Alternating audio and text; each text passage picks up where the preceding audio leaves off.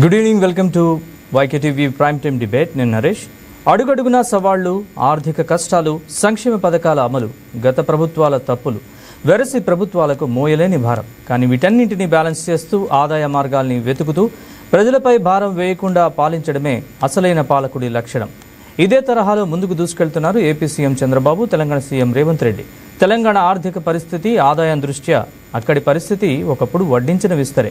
కానీ ఉమ్మడి రాష్ట్ర విభజనతో ఏపీ మాత్రం కుక్కలు చింపిన విస్తరలా మారింది. అలాంటి రాష్ట్రాన్ని పట్టాలెక్కించే పని మొదలుపెట్టారు 2014లో నాటి సీఎం చంద్రబాబు. తెలుగు రాష్ట్రాలు ఏర్పడి పుష్కర కాలం అయిన తర్వాత సీన్ మొత్తం మారిపోయింది. ఉమ్మడి ఆంధ్రప్రదేశ్ ఉన్నప్పుడు మొత్తం జీడీపీ పొరుగు రాష్ట్రమైన తమిళనాడు కంటే తక్కువగా ఉండేది. కానీ విభజన తర్వాత పరిస్థితి మారింది. తెలంగాణ ఐటీ, సర్వీస్ రంగాలతో గ్లోబల్ హబ్గా ఎదిగితే ఆంధ్రప్రదేశ్ అగ్రికల్చర్, ఆక్వా, సుదీర్ఘ తీర ప్రాంత పారిశ్రామిక వృద్ధిని అందిపుచ్చుకుంది. ఇప్పుడు రెండు తెలుగు రాష్ట్రాల విడివిడి జీడీపీలను కలిపి చూసినా, లేదంటే వృద్ధి రేటును విడివిడిగా పరిగణలోకి తీసుకున్నా పారిశ్రామిక దిగ్గజమైన తమిళనాడును మించిపోవడం విశేషం. పెద్దగా ఐటీ రంగం, ఇతర వసతులేమీ లేని ఏపీ అనూహ్యంగా జీఎస్డీపీలో తెలంగాణను దాటేసింది. వ్యవసాయం, పారిశ్రామిక, ఇతర ఎగుమతుల రంగాలపై ఆధారపడి ఆంధ్రప్రదేశ్ స్థిరమైన ఆర్థిక వృద్ధిని సాధిస్తోంది. మొత్తంగా పరిపాలన వికేంద్రీకరణ, ప్రత్యేక బడ్జెట్లు, స్థానిక వనరులపై పట్టు సాధించడం వల్లే ఈ అద్భుత ప్రగతి సాధ్యమైందని ఆర్బీఐ నివేదిక చెప్తోంది. ఇవాల్టి డిబేట్లో మనతో జాయిన్ అయ్యారు తెలుగు యువత అధికార ప్రతినిధి కమ్మంపాటి శిరీష్ గారు, అలాగే వెంకట సుబ్బారెడ్డి గారు, కడప జిల్లా బీజేపీ అధ్యక్షులు. ముందుగా శిరీష్ గారు గుడ్ ఈవినింగ్ అండి. గుడ్ ఈవినింగ్ అండి. వెంకట సుబ్బారెడ్డి గారు నమస్తే. శిరీష్ గారు వినపడుతుంది కదా? ఓకే అండి, నా వాయిస్ వినపడుతుందండి? వినపడుతుంది. శిరీష్ గారు, ఏపీ అలాగే తెలంగాణ ఈ రెండు రాష్ట్రాలు అభివృద్ధిలో పోటాపోటీగా దూసుకెళ్తున్నాయి. సో ఏపీ అభివృద్ధికి సంబంధించి మీరేం చెప్తారు? అంటే ఒకప్పుడు ఏపీ పరిస్థితి, విభజన తర్వాత విభజన నాటి పరిస్థితి ఏపీలో ఎలా ఉంది, ఇప్పుడు ఎలా ఉంది అని ఒకసారి బేరీజ్ వేసుకుంటే మీకేమనిపిస్తోంది?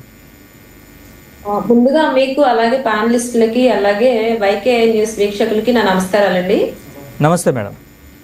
ముందు వాస్తవానికి విభజించిన తర్వాత రాష్ట్రాలు విభజించిన తర్వాత వాస్తవానికి రాష్ట్రానికి తలదాచుకోవటానికి కూడా లేనటువంటి పరిస్థితిలో ఆ రోజు 2014లో చంద్రబాబు నాయుడు గారు అప్పులతో ఉన్న రాష్ట్రాన్ని చేతబట్టుకొని నిలవ నేడలేనటువంటి పరిస్థితిలో రాష్ట్రానికి రాజధాని కూడా లేనటువంటి పరిస్థితి, అప్పుల ఆంధ్రప్రదేశ్ గా అప్పులు చేతబట్టుకొని బయటకు వచ్చినటువంటి పరిస్థితి. అలాంటి పరిస్థితిలో నిజంగా ఒక దార్శనికుడైనటువంటి ఒక వ్యక్తి చేతిలో రాష్ట్రం ఉంటే ఎలాగైతే ముందడుగు పడుతుందో అదే జరిగిందండి. అది చంద్రబాబు నాయుడు గారు ఆ రోజు ఎక్కడా కూడా వెనకడుగు వేయకుండా రాష్ట్రానికి ఒక్క రూపాయి కూడా లేకుండా, ఒక్క రూపాయి చేతిలో తీసుకోకుండా, ఎవరికి ఒక రూపాయి నష్టపరిహారం కూడా ఇవ్వకుండా రాజధానిని అప్పుడే ఏర్పాటు చేశారు. ఇప్పుడున్న భవనాలన్నీ కూడా ఆ రోజు కట్టినటువంటివే. సురక్షితమైన, సుభిక్షమైనటువంటి పరిపాలన అందించడంలో 100% ఆయన సక్సెస్ అయ్యారు ఆ 5 years లో.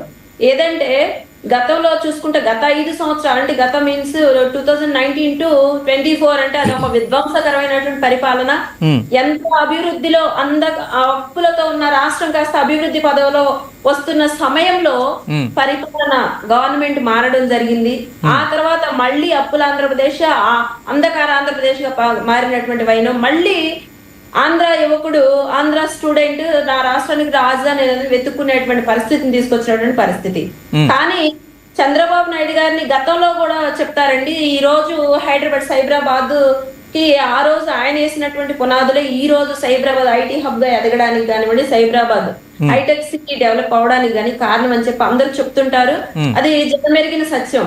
అలాగే ఆంధ్రాని కూడా ఆయనదైన శైలిలో, దూరదృష్టితో, తన యొక్క విజనరీ లీడర్షిప్ తో మెయింటైన్ చేసుకుంటూ వస్తున్న సమయంలో ఈ అప్పుల ఆంధ్రప్రదేశ్ గా మార్చిన జగన్మోహన్ రెడ్డి యొక్క పాలనకి రాష్ట్ర ప్రజలందరూ కూడా విసిగెత్తిపోయి మళ్ళీ కూటమికి గవర్నమెంట్ కట్టబెట్టడం జరిగింది.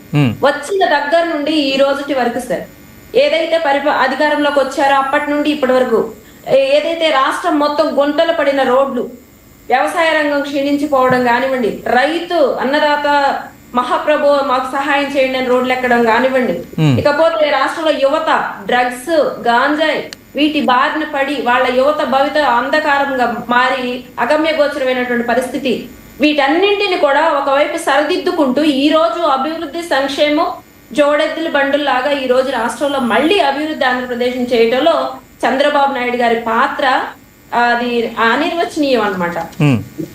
చెప్పాలంటే అందరూ చంద్రబాబు నాయుడు గారు అనగానే ఇప్పుడు వైసీపీ వాళ్ళు వీళ్ళంతా చెప్పేదేంటి, అమరావతిలోనే పెడుతున్నారు, ఒక ప్రాంతానికి అభివృద్ధిని కేంద్రీకృతం చేస్తున్నారు. కాదు, అభివృద్ధిని వికేంద్రీకరిస్తూ రాష్ట్రాన్ని ముందుకు నడిపించడంలో చంద్రబాబు నాయుడు గారు 100% సక్సెస్ అయ్యారు. నేను దానికి వివరణ కూడా ఇస్తాను సార్, టైం ఉంటే. ఫర్ ఎగ్జాంపుల్ ఉత్తరాంధ్రానే తీసుకుందాం సార్.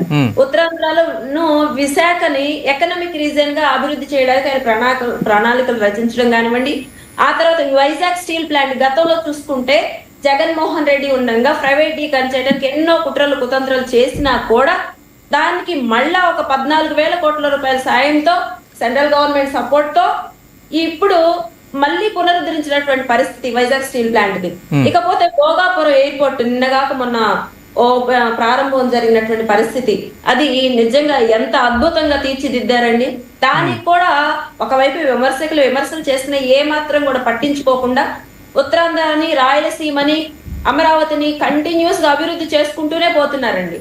ఇకపోతే Google cloud, AI hub, Reliance, data centre, Cognizant, TCS, Deloitte మొదలైనటువంటి సంస్థలన్నిటిని కూడా పెట్టుబడులు రావటం మన అందరం చూసినటువంటి పరిస్థితి. ఇన్ని సంస్థలు తీసుకురావాలంటే ఆ రాష్ట్రం యొక్క అధినేత ఎవరైతే గౌరవ ముఖ్యమంత్రి గారి మీద ఎంత నమ్మకం ఉంటే ఇన్ని సంస్థలు మన రాష్ట్రానికి వస్తాయి. ఇకపోతే వీళ్ళు చెప్పినట్లుగా ఒక ప్రాంతానికే అభివృద్ధిని చేస్తున్నారు, ఒక ప్రాంతంలో మొత్తం నిక్షిప్తం చేస్తున్నారు అనుకుంటే విశాఖకి ఇన్ని పరిశ్రమలు తీసుకురారు కదా. ఇకపోతే విశాఖ కేంద్రంగా సౌత్ కోస్టల్ రైల్వే జోన్, వాళ్లకు దశాబ్దాలుగా ఉన్నటువంటి కలగూడ, మూలపేట అనుకుంటండి పోర్ట్ పనులు, రైల్వే జోన్ తీసుకొస్తున్నటువంటి కానీ ఆ పనులు కూడా వేగవంతం చేశారు. ఇకపోతే అనకాపల్లిలో ఆసల్ మిట్టల్ స్టీల్ ప్లాంట్, ఎన్టీపీసీ, ఇవన్నీ కూడాను చంద్రబాబు గారి యొక్క కృషి కూటమి ప్రభుత్వం ఏదైతే సెంట్రల్ గవర్నమెంట్ సపోర్ట్ లేకుండా స్టేట్ గవర్నమెంట్ సాహసం చేయడం లాంటిది అవుతుంది. కాబట్టి ఇక్కడ 3 పార్టీలు కూడాను సమన్వయంతో రాష్ట్రాన్ని ఆ 3 అభివృద్ధి దిశగా రాష్ట్రాన్ని తీసుకెళ్లడంలో 100% సక్సెస్ అవుతూ ఈ రోజు పోలవరం చూసుకుంటే 28కి కంప్లీట్ అవబోతున్నటువంటి పరిస్థితి. ఇది ఉత్తరాంధ్రకు సంబంధించి పోలవరం ఎడమ కాలువతో అక్కడ ఉన్నటువంటి సాగునీరు అందించే ప్రాజెక్టులకి 11 ఎడమ కాలువ ద్వారా ఉత్తరాంధ్రకు గోదావరి జలాలు, సుజలా స్రవంతి కానివ్వండి, నేరేడు సహా 11 సాగునీటి ప్రాజెక్టులు. వీటి వల్ల ఎంత మంది రైతులకి లబ్ధి జరుగుతుందండి.